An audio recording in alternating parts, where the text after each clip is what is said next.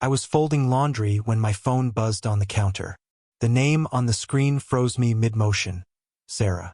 It had been 5 years since I'd seen or spoken to her. 5 years since she'd walked out of my life without looking back.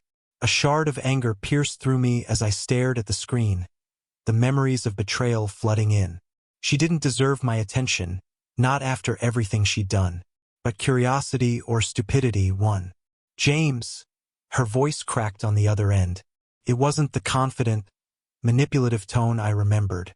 She sounded terrified. I need your help. I nearly hung up, but something in her voice stopped me. Against my better judgment, I asked, "What do you want, Sarah?" "He's back," she whispered. "Who's back?" "Mark. He's dangerous, James. And he's coming for you." Her words felt like a bucket of ice water down my spine. Mark. The man she'd left me for. The man who had, in one stroke, destroyed my marriage and any sense of stability I had. Why the hell would he come for me? I asked, my voice hardening. "It's complicated," she said. "Please, can we talk in person? I'll explain everything. I need you to trust me this once." Trust her. The irony nearly made me laugh. But the desperation in her tone didn't feel fake. Against my better judgment, I agreed to meet her at a small cafe downtown. As I hung up, a storm of emotions churned in my chest. Anger, fear, and a flicker of something I couldn't name. That night I couldn't sleep. My mind raced with questions. Why now? What could Mark possibly want with me? And why did I care enough to meet Sarah after all this time? The next day, I arrived at the cafe, my guard up. Sarah was already there, sitting in the far corner. She looked nothing like the woman I'd once loved. Her face was pale, her eyes hollow, and she fidgeted nervously with the sleeve of her coat. "Thanks for coming," she said, her voice barely above a whisper. "This better be good," I replied, sitting across from her. She leaned in, her voice shaking as she spoke. "Mark, he's not who you think he is. He's been watching you, James. He blames you for everything that's gone wrong in his life. And he won't stop until he gets what he wants." Her words were like a punch to the gut. As much as I hated her, I couldn't ignore the fear in her eyes. Whatever was happening, it was bigger than just our broken marriage. Sarah's hands trembled as she stirred her coffee, her eyes darting to the window every few seconds. I studied her, searching for cracks in her story, for the telltale signs of the manipulative woman I once knew. But what I saw wasn't a schemer. It was someone haunted, broken in ways I didn't fully understand. "You're saying Mark's after me?" I asked, my voice low but sharp. "Why now? It's been 5 years. I've moved on. He got what he wanted, you." Her face twisted, a mixture of guilt and something darker. "It's not that simple," she said. "Mark, he's different now. Paranoid. Obsessive. He thinks you're the reason everything's fallen apart for him." I snorted. "And whose fault is that? You made your choice, Sarah. You left. You both did. So forgive me if I don't lose sleep over your toxic relationship." Her eyes flashed with anger, but it faded almost instantly, replaced by a deep sadness. "I didn't know what I was getting into with him. I thought—" She trailed off, shaking her head. "It doesn't matter. What matters is that he's dangerous, James. He's been watching you. He knows where you live, where you work. He's planning something, and I don't know how to stop him."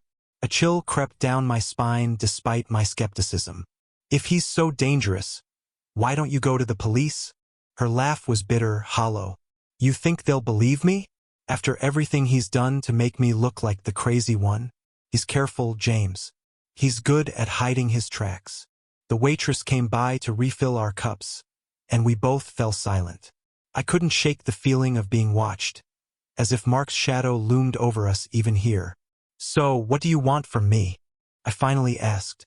Sarah leaned in closer, her voice dropping to a whisper. "I need you to be careful. Stay alert. Don't trust anyone. He's already started." "Started what?" I interrupted. Her lips parted, but before she could answer, her gaze flicked to the entrance. Her face drained of color. "Oh God!" she breathed. I turned to look, But the man who walked in was just another stranger. A businessman in a suit, carrying a briefcase. "It's nothing," she said quickly, grabbing her coat. "I have to go." "Wait," I said, grabbing her wrist. "You can't just drop this on me and leave. Tell me what you know." She pulled away, her eyes wild with fear. "I'll contact you," she said, her voice trembling. "I promise. Just don't trust him, James. Don't trust anyone." Before I could press her further, she was gone, disappearing into the bustling street outside. I sat there, staring at the empty chair across from me, my mind racing. Her words echoed in my head. Don't trust anyone. As I left the cafe, I couldn't shake the feeling of being followed. The streetlights flickered above me, and every shadow seemed to move. My logical mind told me it was paranoia, the lingering effect of Sarah's fear. But deep down, I knew something wasn't right. When I got home that night, the lock on my front door was scratched, as if someone had tried to force their way in. Mark. The name felt heavy in my mind. He was out there somewhere, watching, waiting, and for the first time in years, I felt the cold grip of fear. The scratches on the lock weren't just marks on metal. They were a warning. I stood there on my porch, my breath visible in the chilly night air, staring at the door like it might open on its own. My neighborhood wasn't the type of place where you worried about break-ins. People left their bikes in the yard and their windows unlocked. But this wasn't random. I stepped inside, flicking on every light as I moved through the house. The living room looked untouched, my mail stacked neatly on the table where I'd left it. The kitchen was the same, sterile and silent. Nothing seemed out of place, but the air felt wrong. Upstairs, I checked the bedroom, the closets, under the bed. I wasn't sure what I expected to find. Mark standing there with a knife? A note pinned to the wall? But the house was empty, just as I'd left it. Still, I couldn't shake the feeling that I wasn't alone. I sat on the edge of my bed, staring at my phone. I wanted to call someone, Trev, maybe. He'd been my closest friend for years, the one person who'd stuck by me through the divorce. But what would I even say? "Hey, Trev, remember my ex-wife? Yeah, well, her new psycho husband might be stalking me." Instead, I pulled up the local locksmith on my phone. Better to get the locks changed first thing in the morning. But that night, I barely slept. Every creak of the house, every distant car passing by, sent my nerves into overdrive. I kept my baseball bat by the bed, a relic of my high school days, though I doubted it would do much against someone like Mark. By morning, I felt like a ghost of myself. I left for work early, hoping to shake off the unease. But as I got into my car, I noticed something I hadn't seen the night before. A small, folded piece of paper wedged under the windshield wiper. I opened it cautiously, my pulse pounding in my ears. It was blank, at least at first glance. But when I held it up to the light, faint indentations appeared, like someone had pressed hard while writing on another sheet of paper over it. I didn't know what it meant, but it felt deliberate, calculated. Like a message I wasn't supposed to understand yet. At work, I couldn't focus. Every time my phone buzzed, I half expected it to be Sarah or, worse, Mark.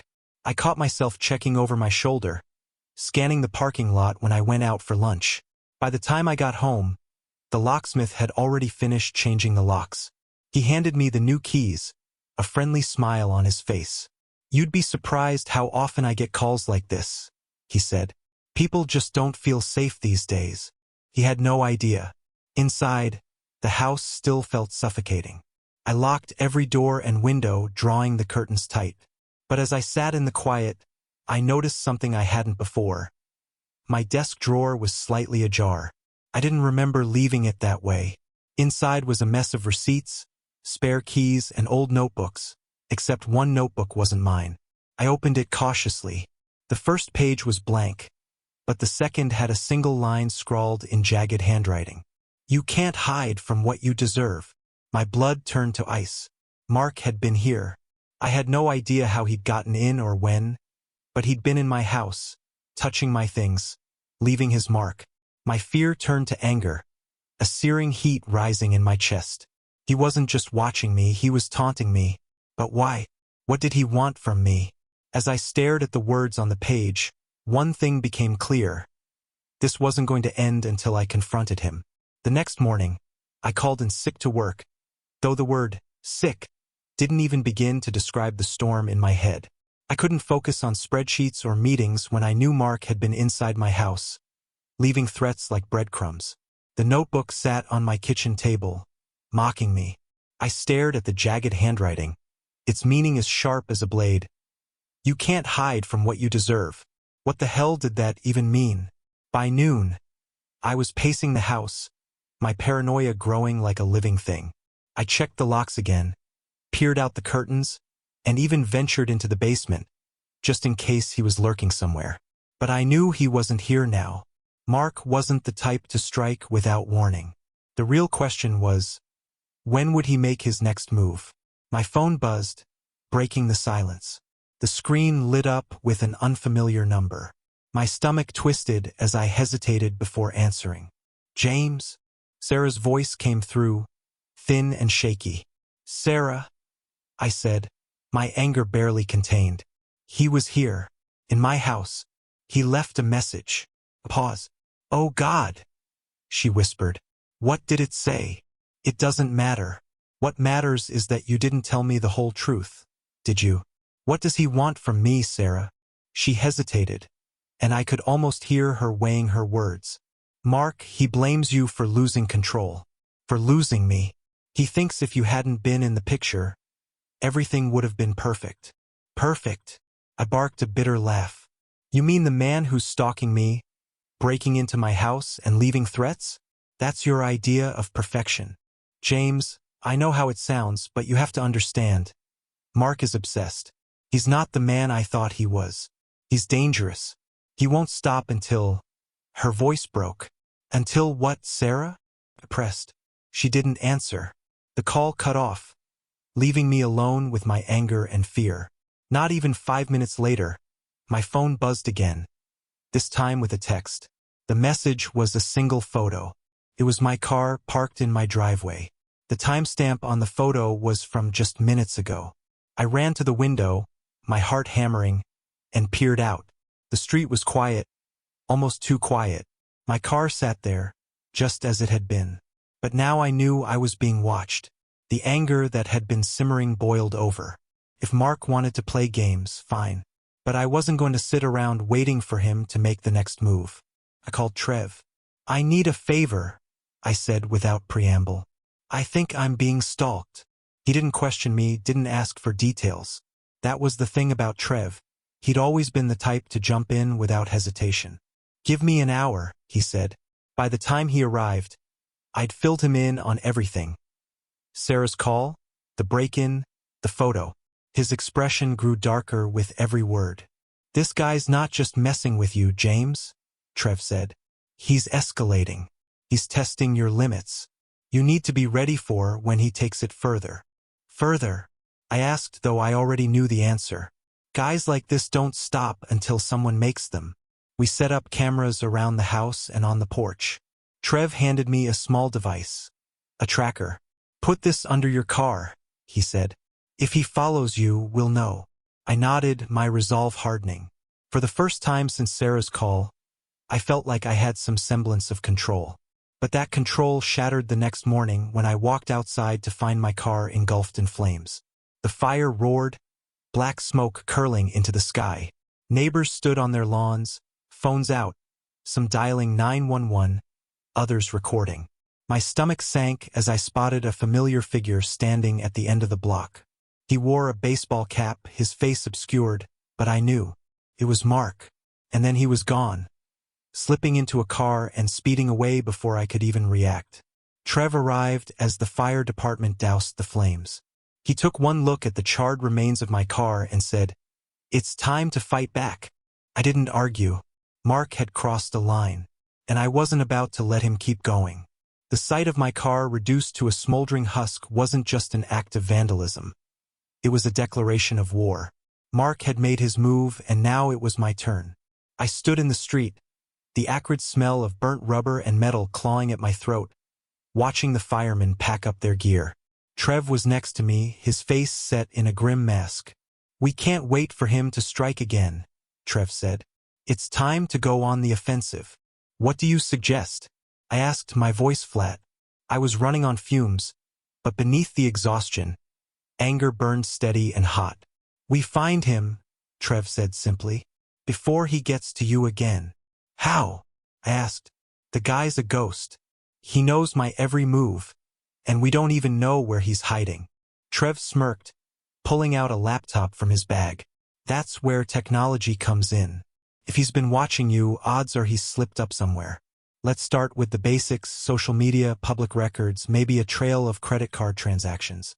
Nobody's invisible, James. We spent the next several hours digging. Trev was relentless, clicking through forums, public records databases, even questionable sites that looked like they belonged in a hacker's playbook. I supplied what little information I had. Mark's full name, a few vague details Sarah had mentioned about his work in real estate, and the limited interactions I'd had with him in the past. Here, Trev said, pointing to the screen. A property registered under his name about an hour out of town. It's an old farmhouse. Looks abandoned, but it's still technically his. Could be where he's holed up, I said, the thought settling uncomfortably in my gut. Or it could be a dead end, Trev countered. But it's a lead. As much as I hated the idea of confronting Mark on his turf, I knew Trev was right. The longer I waited, the more power Mark had over me. Before we left, I called Sarah. Do you know anything about a farmhouse? I asked. Her breath hitched. That's where he goes when he needs to clear his head. He'd disappear for days at a time. Why? I think that's where he's hiding, I said. James, don't, she pleaded. If you go there, you're walking into his trap. He's already in my life, Sarah, I snapped. I'm done waiting for him to strike again. She fell silent, and I ended the call before she could protest further. Trev and I loaded into his truck, the tools of our impromptu hunt tucked in the back. Flashlights, a crowbar, a baseball bat, and a sense of desperation that neither of us could admit out loud. The drive to the farmhouse was tense. The road narrowed the further we went, the streetlights disappearing into the distance. By the time we turned onto the dirt path leading to the property, the world around us was pitch black, save for the truck's headlights. There it is, Trev said, nodding toward a hulking silhouette in the distance. The farmhouse loomed, its windows dark and lifeless, the roof sagging in places. We parked a few 100 feet away and approached on foot, our breaths visible in the cold night air. The closer we got, the louder my pulse pounded in my ears. Stay close, Trev said, gripping the bat. The front door was slightly ajar, creaking softly as it swayed in the breeze. My instincts screamed at me to turn back, but I pushed forward, stepping inside. The interior was even more unsettling than the exterior. Dust-covered furniture sat in disarray, and the smell of mildew permeated the air. But it was the walls that made my stomach drop. Photos, hundreds of them, pinned haphazardly to every surface. Most were of me walking to my car, at work, even sitting on my couch watching TV. Others were of Sarah, though they were older, faded, and torn in places. He's been watching you for a long time, Trev murmured, his voice tight with unease. In the center of the room was a single chair, facing a table with a laptop and several notebooks. On the screen was a live feed of my house. A noise from upstairs broke the silence. A faint creak, like someone shifting their weight. Trev and I froze, exchanging a glance. He nodded, gripping the bat tighter. We moved toward the staircase, each step slow and deliberate. My hand trembled as I reached for the railing, the wood cold beneath my fingers. At the top of the stairs, a door stood slightly ajar, faint light spilling through the crack.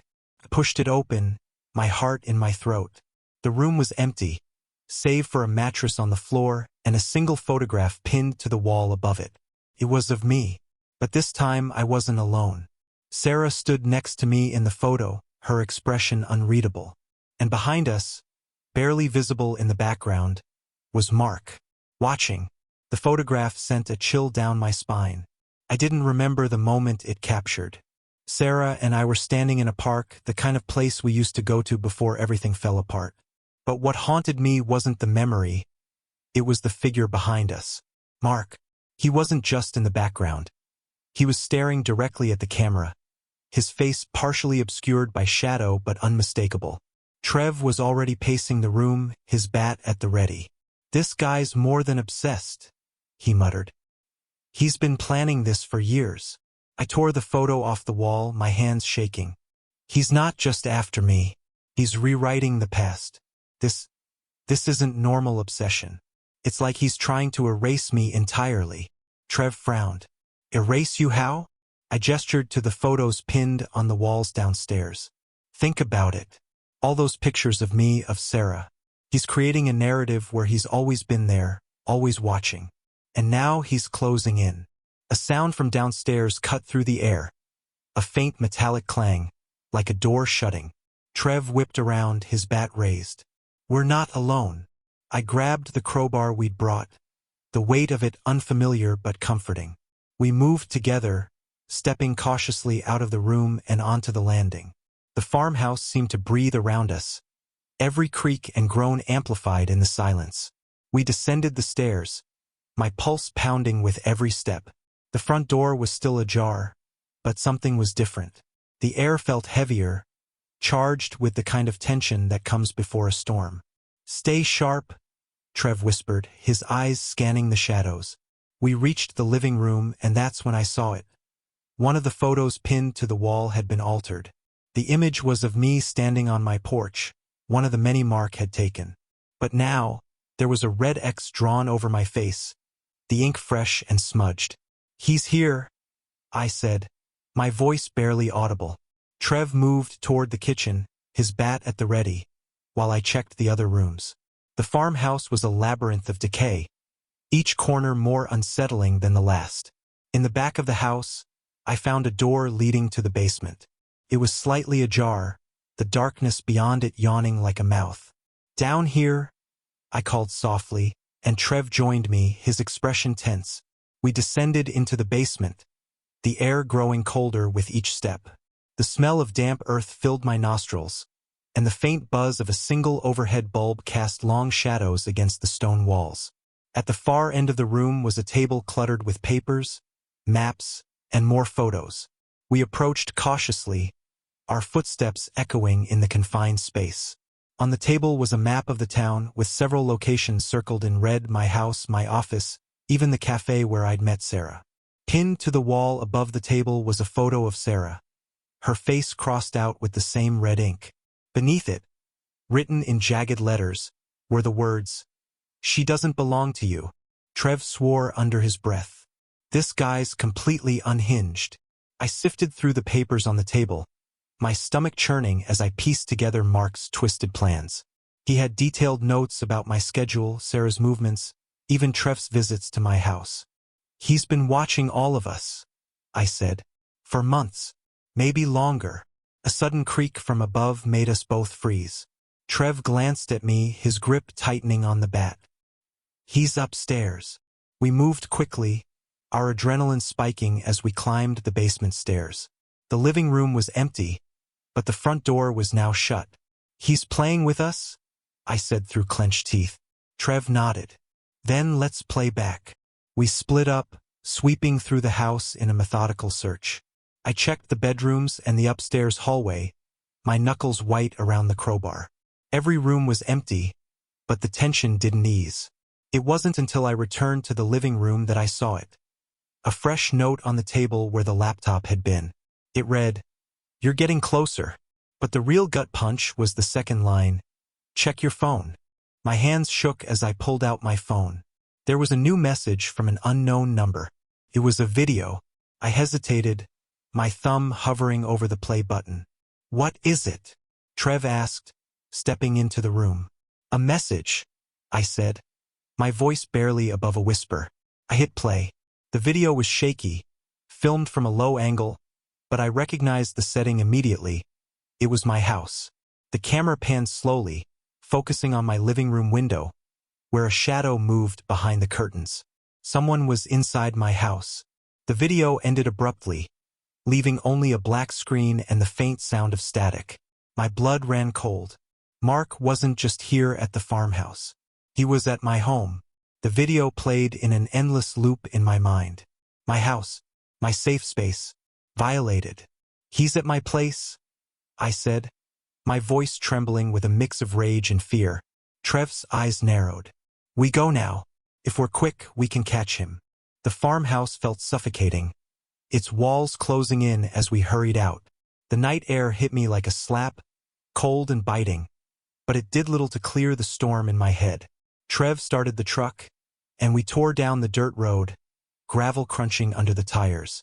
I couldn't stop thinking about the video, the shadow moving behind the curtains. Was Mark waiting for me?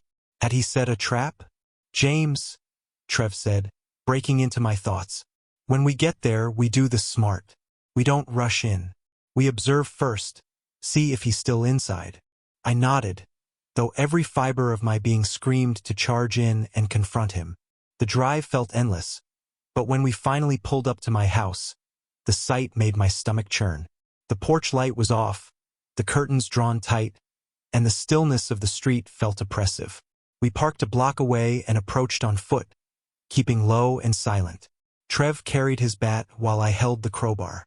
The tools felt like flimsy shields against the storm that was Mark. When we reached the edge of my yard, Trev pulled me down behind a bush. "Look," he whispered, pointing to the living room window. The curtains shifted slightly, as if someone had brushed against them from the inside. "He's in there," Trev confirmed. My jaw clenched. "Let's end this." "No," Trev said, grabbing my arm. "We don't just walk in blind. Let's circle the house, make sure he's alone." Reluctantly, I followed his lead. We moved quietly, checking every window and door. The kitchen light was on, a faint glow spilling onto the back patio. The back door was ajar, its frame splintered as if someone had forced it open. Trev nodded toward the door, his grip tightening on the bat. "This is our way in." We stepped inside, the quiet almost deafening. The kitchen was eerily neat, the kind of order that screamed unnatural. On the counter was a knife, its blade gleaming under the fluorescent light. "Stay sharp," Trev whispered. We moved through the house, checking each room. The living room was empty, though the curtains fluttered slightly, as if they'd been disturbed moments ago. Upstairs, the hallway stretched out like a tunnel, the shadows deep and foreboding. A faint creak drew our attention to the master bedroom. Trev motioned for me to stay back, but I shook my head. This was my house, my fight. I wasn't going to let him face Mark alone. We pushed the door open slowly. The room was dark, but the faint glow of the streetlight outside illuminated the figure sitting on the edge of the bed. Mark. He didn't move, didn't react to our presence. His head was down, his hands resting on his knees. "Mark," I said, my voice breaking the silence. He lifted his head slowly, a smile spreading across his face. "James," he said, his tone almost conversational. "You made it." My grip tightened on the crowbar. "Get out of my house." Mark chuckled, standing slowly. He was taller than I remembered, his frame imposing in the dim light. "Your house?" he said, tilting his head. "You think this is your house? Your life? Everything you have was borrowed. And now, I'm taking it back. You don't get to rewrite history," I snapped. Mark stepped closer, his movements deliberate. "History is written by the survivors, James. And you," he grinned, his teeth gleaming like a predator's. "You don't look like a survivor." Trev stepped forward, raising the bat. "Back off," he growled. Mark's eyes flicked to him, his smile widening. Ah, the loyal friend, always playing second fiddle. "Tell me, Trev, do you think he'd do the same for you?" "Enough," I said, my voice firm. "This ends here." Mark laughed, a low, chilling sound that sent shivers down my spine. "You're right, James. It does end here." Before I could react, he lunged. The room exploded into chaos. Trev swung the bat, narrowly missing Mark as he dodged and grabbed me by the collar. His strength was overwhelming, his grip like iron as he slammed me against the wall. "You think you can take back control?" he hissed, his face inches from mine. "You think you're a match for me?" Trev shouted, bringing the bat down on Mark's back. He let out a grunt, releasing me and stumbling forward. I didn't waste a second. I swung the crowbar, the metal connecting with his arm. Mark cried out, but it didn't stop him. He turned, his eyes wild, and charged at Trev. The struggle was brutal, raw. It wasn't a fight, it was survival. And then, with a final, desperate swing of the bat, Trev sent Mark crashing to the floor. He didn't move. The silence was deafening, broken only by our ragged breathing. Trev looked at me, his face pale. Is he?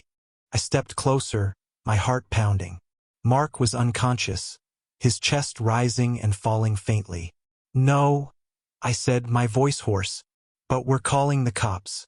This ends tonight. The police arrived within minutes, though it felt like hours. Trev and I stood over Mark's unconscious body, still trying to process what had just happened. The adrenaline was wearing off, replaced by a strange mix of relief and dread. Relief that it was finally over, at least it should have been. Dread because I knew that the Betrayal fight was just beginning. The officers entered cautiously, their eyes scanning the room, taking in the broken furniture, the overturned table, and the aftermath of the struggle. One of them, a middle-aged man with a weathered face, approached us. You two okay? He asked, his voice low. Trev nodded, but I couldn't speak. My throat felt tight, like I hadn't taken a breath in hours. We're fine, Trev said, stepping forward. But you need to get him out of here. He's the one behind all of this. He's been stalking James for months. The officer glanced at Mark's unconscious form. This your place? Yeah, I muttered. It's mine. All right, stay back. We'll handle this, the officer said, motioning for his colleagues to secure Mark. I stepped back into the hallway, my legs unsteady as I tried to steady myself. Trev followed me, his brow furrowed in thought. We need to talk to Sarah, I said, my voice barely above a whisper. Trev looked at me, his eyes narrowing. Are you sure about that? After everything that's happened, she's still connected to him. She might have known what he was planning. I shook my head. I don't know. I don't know what to believe anymore. But if he was after me because of her, then she deserves to know the truth. Trev sighed, running a hand through his hair. I get it, but you have to be careful, James. She might not be the person you think she is. I didn't reply. I didn't know how to. The truth about Sarah, about everything that had happened between us, was still a raw wound I wasn't sure I was ready to face. But I knew I couldn't move forward without confronting it. The next hour was a blur. The police took Mark away, cuffed and bloodied but alive. They took our statements, asked questions I didn't want to answer, but I gave them all the same. That Mark had been stalking me, threatening me, and that tonight I'd finally had enough. I told them about the photos, the messages, the way he'd invaded my life. I didn't leave anything out, even if some parts were harder to admit. The truth was all I had left. When the officers finally left, I was alone again. Trev had gone home, giving me space to process the chaos of the night. I stood by the window, staring out into the dark streets, my mind racing with questions. Why had Mark done this? What did he want from me? And most importantly, what did Sarah know? I pulled out my phone and dialed her number. It rang twice before she picked up. James? Her voice was tentative, almost hesitant. Sarah, I said, trying to steady my breath. I need to talk to you. There was a long pause. I know, James. I saw what happened. I saw everything. I felt a surge of anger. Did you know? Did you know what Mark was planning? No, she said quickly. I swear, James, I didn't know. I could hear the sincerity in her voice, but there was something else. Something I couldn't place. You don't know how dangerous he is, I said, my voice trembling. He's been watching me for months, stalking me, the whole time you were with him, and you didn't tell me. I couldn't, James, Sarah whispered. I didn't want you to get hurt. I thought if I stayed away from him, he'd leave us both alone. I closed my eyes, the weight of everything crashing down on me. So you let him terrorize me, and you didn't think to tell me? James, I didn't know how deep it had gone, Sarah said, her voice breaking. I thought it was just his obsession. I thought I could handle it. But I was wrong. I should have told you sooner. Her words hung in the air, And for a moment, I didn't know what to say. I wanted to be angry, to scream at her for everything she'd allowed to happen. But I also knew, deep down, that there was more to the story than she was telling me. I need answers, Sarah, I said, my voice low. I can't keep going like this. Not until I know the truth. I know, she replied softly. I'll explain everything. Promise. But not tonight. I need some time to think. I paused, staring out the window again. Fine, I said. I'll give you time. But don't think you can hide forever. I won't, she said. I'll tell you everything when I'm ready. But please, just trust me. I hung up, the silence in the room deafening. I knew that nothing would ever be the same again. But there was one thing I was sure of. This fight was far from over. I had survived Mark. But Sarah? That was a different battle altogether. The night after Mark's arrest felt like a hollow victory. I'd survived the chaos, the pain, but it all came with a price. I couldn't shake the feeling that everything I'd known about my life, about Sarah, had been a lie. I didn't sleep. Couldn't. My mind raced, spinning with the fragments of the past, trying to put them together into something that made sense. But no matter how hard I tried, I couldn't escape the question that haunted me. Why had she stayed with him? The next morning, I woke to a quiet house. Too quiet. The silence was suffocating. I didn't even bother with breakfast. I grabbed my jacket and my phone and left. Sarah had called me again, but I hadn't picked up. I wasn't sure what I was hoping for. Answers, maybe, or just the chance to confront her without the distractions of everything else. I still didn't know what to think of her, what to believe. I pulled into the driveway of her apartment building and parked in the back. It was still early, but the place already felt like a ghost town. The street was empty, the usual hum of the city muted by the weight of the morning fog. I walked up to her door, my pulse quickening with each step. I didn't know what I was going to say, how I was going to make sense of the mess that had become my life. When she answered the door, her face was pale, her eyes tired. She'd barely slept either. You came, she said softly, stepping aside to let me in. I didn't respond, stepping into the apartment and looking around. It was just as I remembered, clean, neat, almost sterile. There was no evidence of Mark's presence here. No sign of the man who had haunted me for so long. I've been thinking a lot, Sarah, I said, my voice low, and I don't understand. I don't understand why you stayed with him. I don't understand why you let him ruin everything for us. She sat down on the couch, her hands folded in her lap. James, I never wanted any of this. I didn't want it to go this far. I don't get it, I interrupted, shaking my head. You knew what he was capable of. You knew how dangerous he was. And yet you stayed. She closed her eyes, and for a moment I thought she might break down, but she didn't. When she spoke again, her voice was quieter than before. I didn't have a choice, James. What do you mean? She took a deep breath, her gaze distant. I never told you everything. About Mark. About why I left you in the first place. I didn't say anything, my heart pounding in my chest. I had to leave, James, she continued, her voice barely above a whisper. Mark was threatening me. He said if I didn't leave you, if I didn't choose him, he would hurt you. He said he'd come after you. My throat tightened. So that's why you left me? Because of him. She nodded, her eyes welling with tears. I thought I could protect you. I thought I could keep him at bay. But I was wrong. He just got worse, James. Every day. And when I left, he came after me. He wouldn't let me go. He made sure I knew that he was always watching. Always waiting. My mind spun with the weight of her words. I had never known. I had never understood the depth of her fear. But why didn't you tell me? Why didn't you ask for help? I thought I could handle it on my own, she said, wiping her eyes. I didn't want you to get involved. I didn't want you to get hurt. But then, when I saw him again, when I saw how far he was willing to go, I realized I was in too deep. And by then, I couldn't leave him. He had me. The words hit me like a punch to the gut. I had never known. I had never known the real reason behind her leaving me.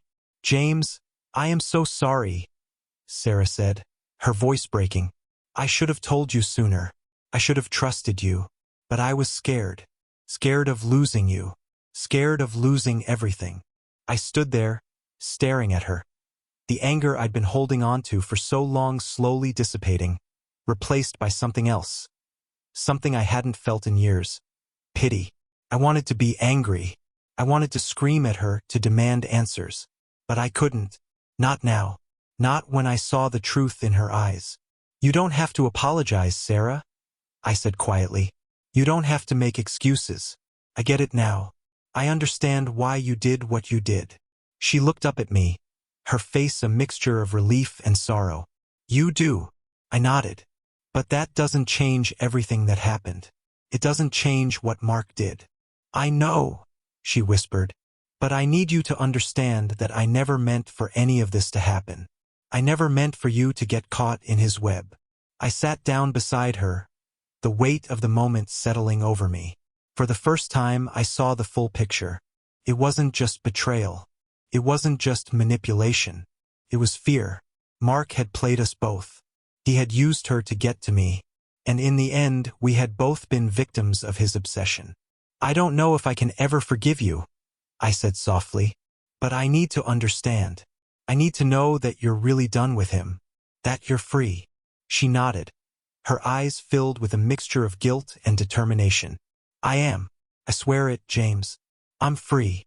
I didn't know what the future held for us, but for the first time in a long while, I felt like there was a chance, no matter how small. Maybe we could both heal. Maybe we could both move on. But it wouldn't be easy, and it wouldn't be quick." The days after my conversation with Sarah were a blur. I didn't know how to process everything. Part of me wanted to walk away, to cut all ties and leave her in the past. Another part of me wanted to believe that we could somehow rebuild, even if it meant facing a mountain of lies, betrayal, and shattered trust. But the reality was, I couldn't just walk away. Not yet. Not when there were so many loose ends left untied. Mark was still out there, though he wasn't the immediate threat anymore. The police had locked him up, but I knew from experience that people like him didn't stay down for long. They found a way to crawl out of the darkness, to keep coming back. And then there was Sarah. She wasn't the same woman I had married. The person standing in front of me was someone broken, someone who had lived under a shadow for too long. Could I trust her again? Could we ever go back to what we once had? I didn't know. I spent the next few days pacing through my house, making calls, checking in with the authorities, and trying to keep my mind occupied. I avoided Sarah's calls at first, not because I didn't want to hear from her, but because I wasn't ready to face her just yet. I needed space. I needed time. But she didn't give up. She kept calling. And finally, after a week of silence, I found myself sitting on my couch, phone in hand, staring at her name on the screen. I hesitated for a moment before answering. "James?" Her voice was hesitant, almost fragile. "Are you okay?" I took a deep breath. "Yeah, I'm okay. I just needed some time to think." "I understand," she said softly. "I've been thinking too, about everything, about us." I didn't respond right away. Instead, I leaned back, closing my eyes, letting her words sink in. This was it. The moment where I had to decide what I wanted. What was left of us.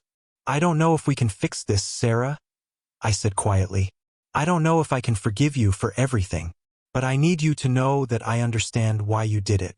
I understand your fear, even if it doesn't excuse the pain you caused me." There was a long pause. When she spoke again, her voice trembled. "James, I never wanted to hurt you. I never wanted any of this. I wish I could change it, but I can't. All I can do now is try to make things right." I sat up, my mind racing. How? How do you even start making things right after everything that's happened? "I don't know," she admitted. "But I want to try. I know it's going to take time, and I know it won't be easy. But I'm willing to do whatever it takes to prove that I'm not the person I was. I'm not the person who let fear dictate my choices." I took a breath, feeling the weight of the decision before me. "It's going to be a long road, Sarah. I don't know if we'll ever get back to where we were. But maybe we can start fresh. Maybe we can figure out who we are now. separate from everything that happened.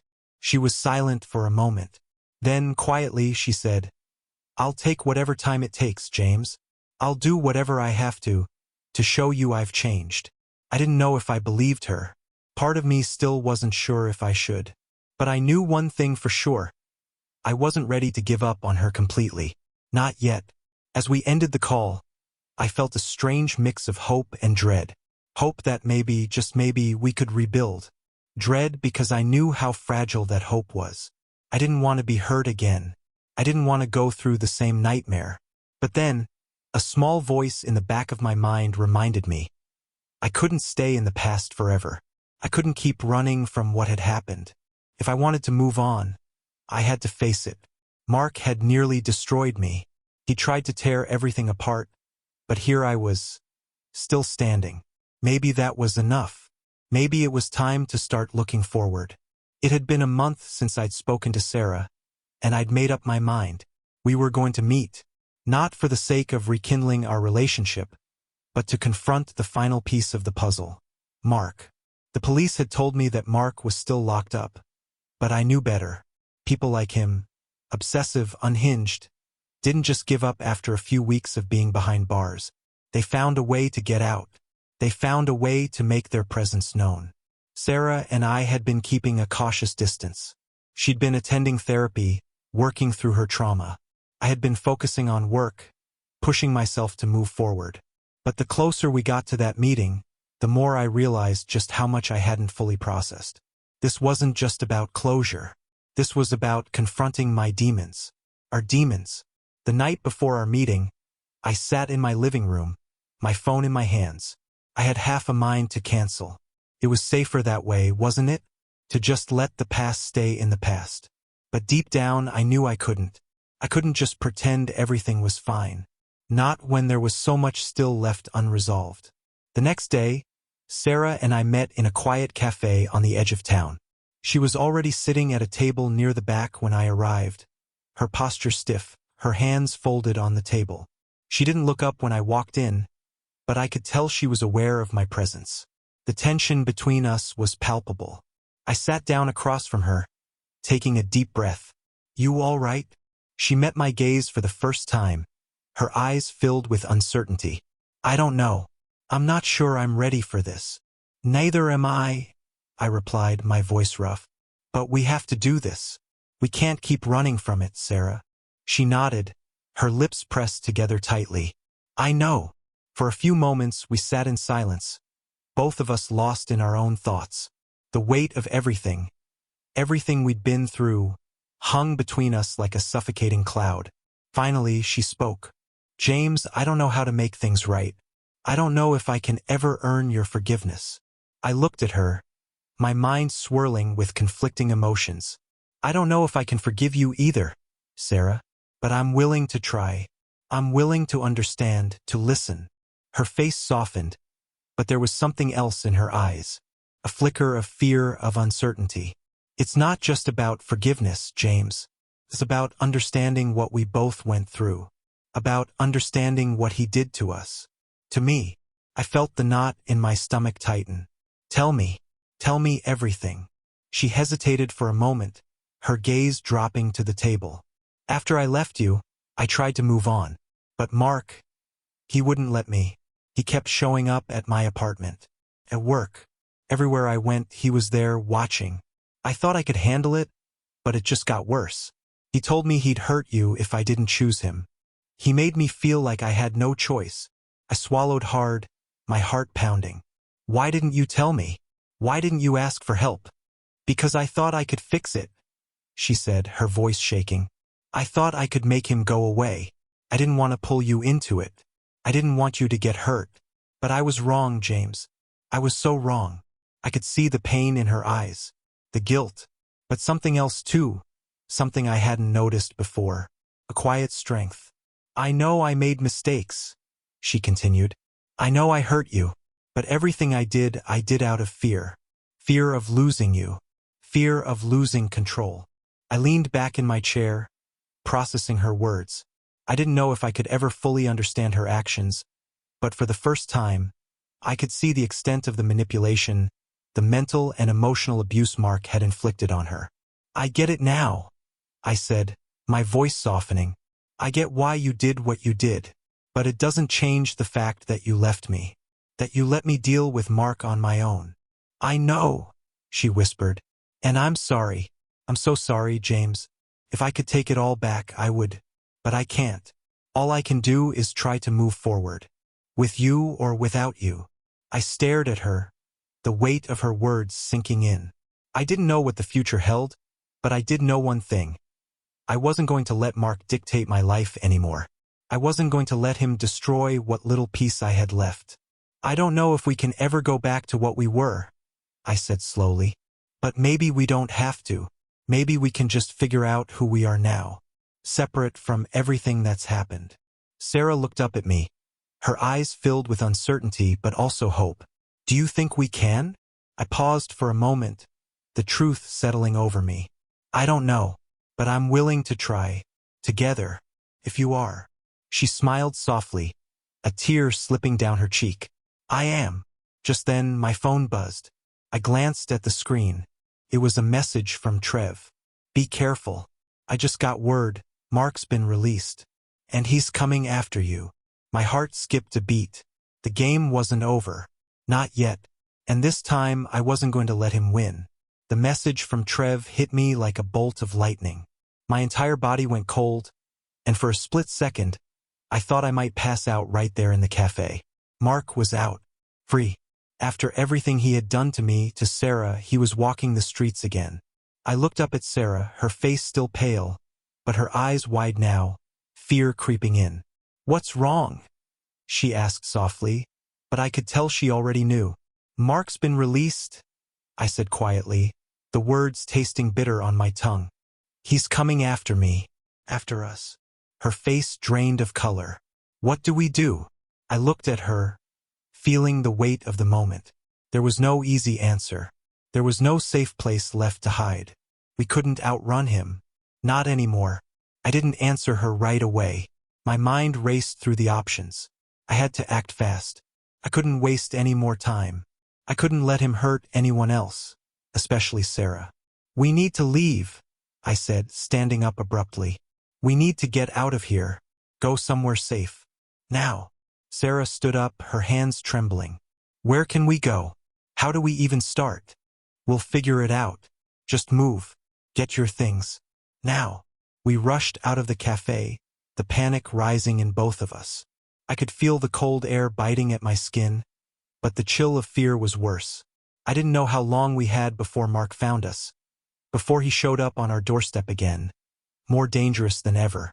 We drove through the city in silence, the only sound the hum of the engine and the soft click of Sarah's fingers nervously tapping against the window. I couldn't think of a safe place. No matter where we went, he would find us. Mark knew everything about me.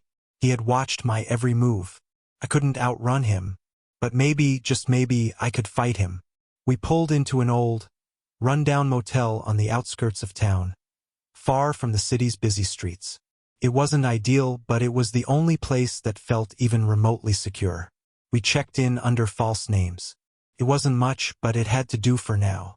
The place was quiet, nearly abandoned, and the thought that we were hidden from the rest of the world brought a small sense of relief. But I knew better than to believe it would last. Later that night, I couldn't sleep.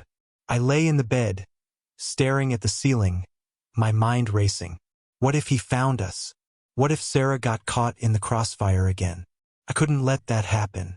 I couldn't let her be hurt because of my past mistakes. I heard a knock on the door.